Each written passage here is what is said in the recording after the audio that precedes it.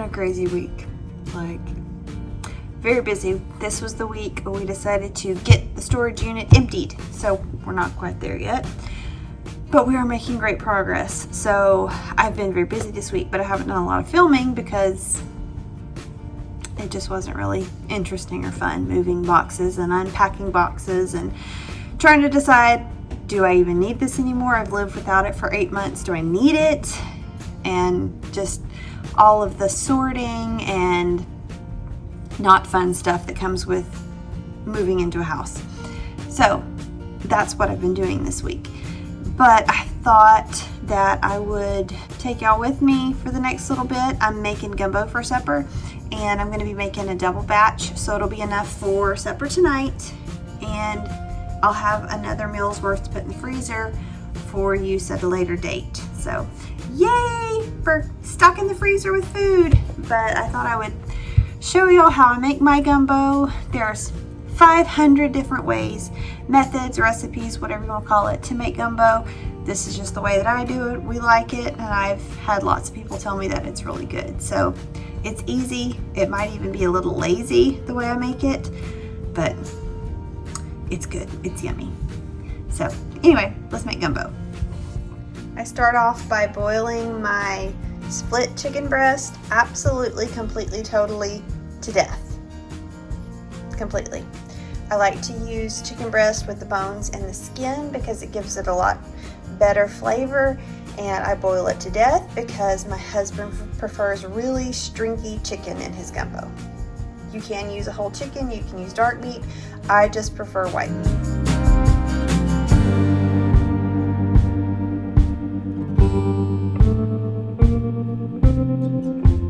At this point, I've put about a cup of oil and about 2 1/4 cups of all-purpose flour, and I've mixed it up with a whisk, and then now I'm just stirring it with a good wide wooden spatula paddle. These work really well because they just work better than anything else for moving it. You're going to need to keep stirring about almost constantly, and I've got my fire set about medium high. Depending on how hot your stove is, you may need to back it off some. But the main thing is to keep the roux moving and just stir constantly and be patient. Whenever I make roux, I usually set aside at least 45 minutes to make the roux. It's definitely a labor of love, but it is so worth it. You can buy roux mixes in the store, you can buy pre-made roux. I just like to make mine from scratch. It's easy, it's just 2 ingredients. It's just time. You have to have time. So that's why normally whenever I make gumbo, I will make at least double batch and then put some in the freezer. That way my time is well spent, because it takes just as long to make a little bit of roux as it does to make a lot of roux. The main thing is you just have to keep stirring it. I will literally be chained to the stove for 45 minutes, but it's worth it. And I'll show you as I go about what time it is and how far along the roux has gotten and what it looks like, so you'll have something to gauge off of. At this point, we're about 5 minutes in. You can see that it's thickened up from what I originally showed you, and it's kind of looking bubbly and airy, and this is good. This is absolutely where it needs to be. We're about 10 minutes in now, and the consistency has changed again. This is normal. This means that you're on the right track. So just keep stirring. You can see some spots are starting to get a little bit more color to them.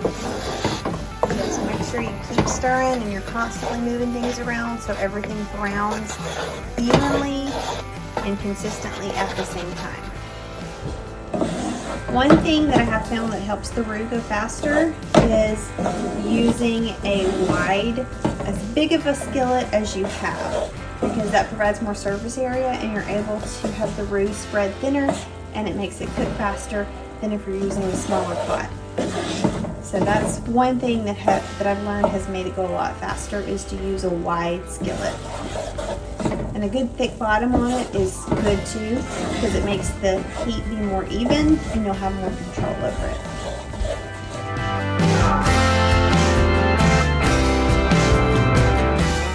We're starting to get some darker color now, even than it was. It kind of looks like a butterscotch at this point. And you can definitely smell it cooking more. If you feel like it's browning too fast and you're struggling to keep up with keeping everything stirred so that nothing scorches, go ahead and turn your fire down some. At this point, I have mine on low. My skillet is dispersing the heat well enough. I was able to cut my fire down. And just keep stirring, stirring, stirring, moving everything around, making sure that everything has a chance to cook evenly. So this is at about 24 minutes in, and the consistency has changed again. And actually, if you kind of spread it out, you'll notice the oil will start separating and rising back up to the top. So we're getting close to being done. I like mine to be about the color of chocolate pudding, a good dark chocolate pudding. And you can take your roux that dark without burning it if you just keep stirring it. So that's the, in case you haven't picked up on that, that is the main theme of this, is just keep stirring. But we're getting there. And if you don't like a super dark roux, you could probably even stop right here. But I like my roux to be really dark, especially because once you add the chicken broth and all the other things to it to start cooking it, it will lighten up some. So my advice would be to take it a shade or two darker than what you actually want it, because once you add the other ingredients to it, it will lighten it up some.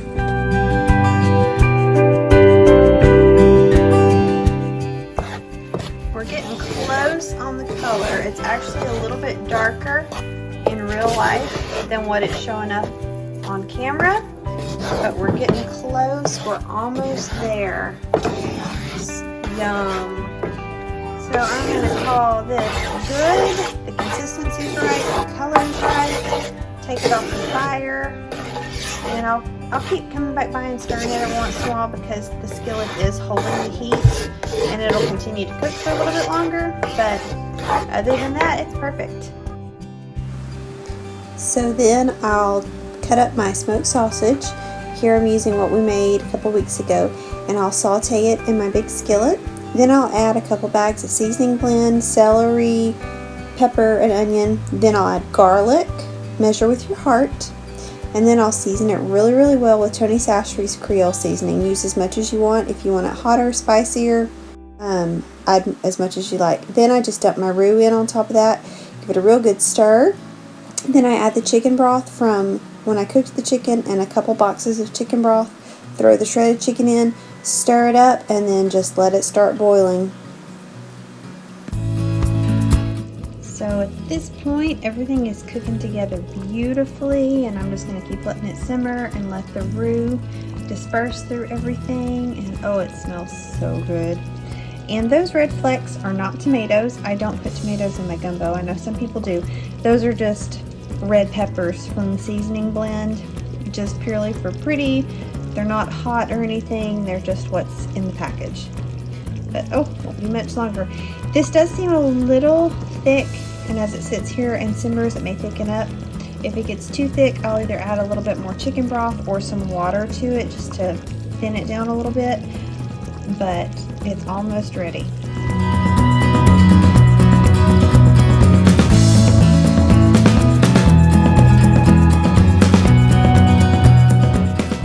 After the remaining gumbo has cooled off, I'll label a vacuum seal bag and then start getting it ready to go in the freezer. I like to put my vacuum seal bag in a bowl or a pitcher to support it, and I'll fold down the top to help keep me from making a mess, but I still make a mess.